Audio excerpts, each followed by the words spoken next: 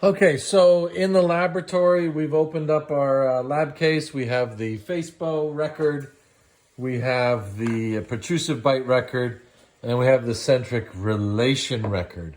Now, I'm not that naive to think that that may or may not happen in the marketplace. Generally speaking, you're just going to get this one in the marketplace, the centric relation record, and hopefully it's a good one. But I mean, this is school, and we're talking about ideal prosthodontics. And if you take a denturism program here, this is what their discussions are roughly about.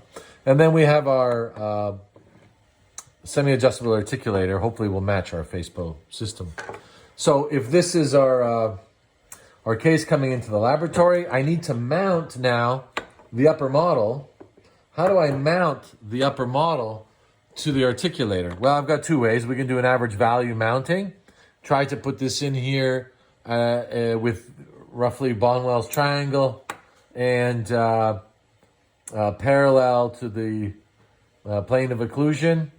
And we've all made a jig from second year to help us manage that. But if we were to use the FACEBO transfer, FACEBO transfer, we will put on our transfer jig that comes for the Hanau articulator. I'll just screw it on the bottom member here. We have our bite fork with our wax. That locks in here. And it's self-locking there. It can only lock in one position. And now we have this on our articulator here. The transfer jig, the actual FACEBO in the right position from the patient. And then we need to take our occlusion rim and our master model and lock it into place on the jig. Now we have this in exact or very close to exact position of the maxilla in relation to the condyles. Why is that important? Well, in order to get the right simulation from our semi-adjustable articulator to represent the client. And then when we have the right condylar guidance or something very close to it, then we can simulate the protrusive movements, left lateral, right lateral, to minimize the rotation or tipping of the dentures intraorally, to minimize adjustments, which would maximize patient comfort and maximize success and minimize trauma to the underlying structures and minimize bone atrophy. Mouthful, yes, I know, but that is our goal in removable prosthodontics.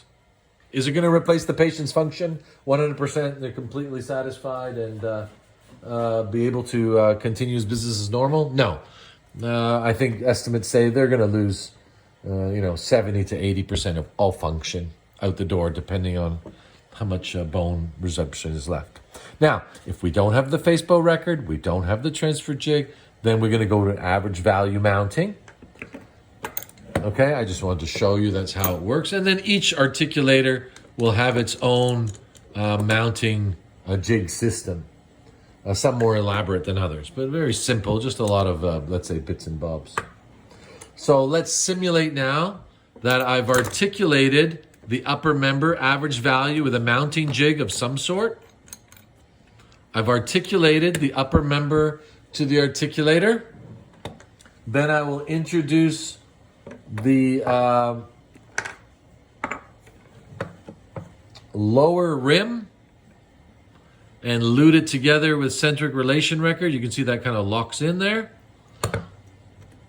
And then with the lower model, I will key it in the same fashion as I keyed here. Try to refrain from the outside of the model. They seem to break in the investing. This is anti-rotational enough for remounting, as long as there's no undercuts here. And then mount the lower member, which you've done many times. So, time-lapse camera is on now, and we have mounted the lower articulator member, and now we have our mounting. Smooth, clean. Midlines are marked, obviously, from the bite registrations we've taken. And now we need to transfer that information to the model. And many of you kind of skip this section. You just go like, where do the teeth go? You need to transfer some markings from model analysis to the model. So I can mark midline. I'll move it to the side, to the upper member, transfer that midline all the way down to the lower member, upper canine lines,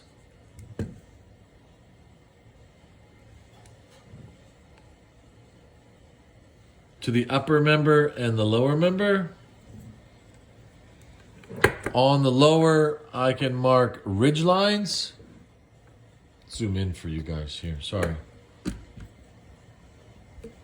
Again, this is not my implant model. Yours will be. Sorry, in case you see that. I'm using the articulated model already.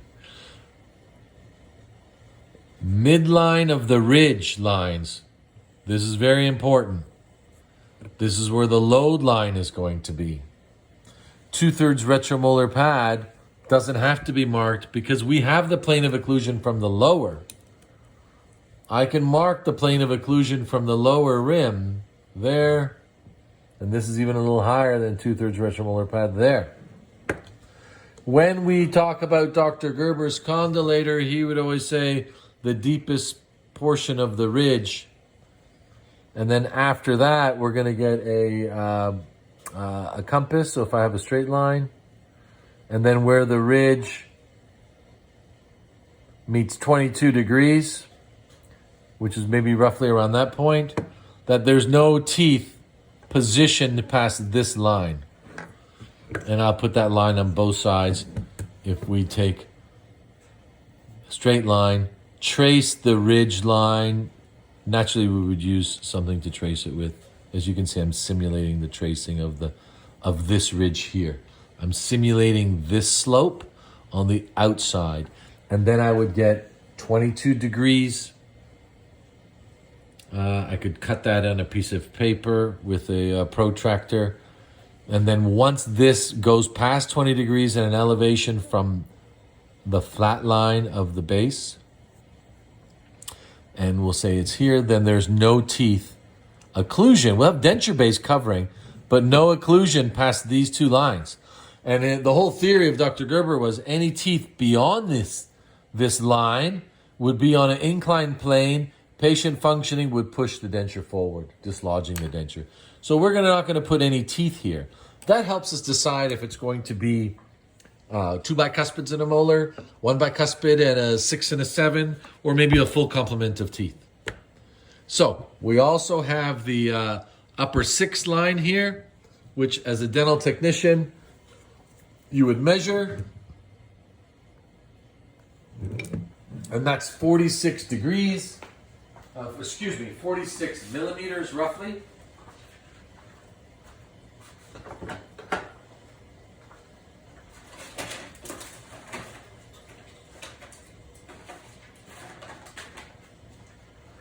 And from canine to canine is 46. I'll go to my mold guide. Let me just double check that measurement. You go to your mold guide. And I think I got from midline to midline 46, 47.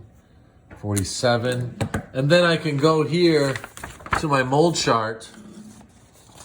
Let's zoom out a bit now. And you can get these online or the dental show.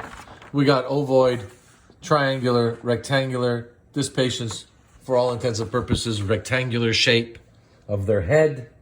And then I'm going to go down. Look at there's measurements here. We need to zoom up again.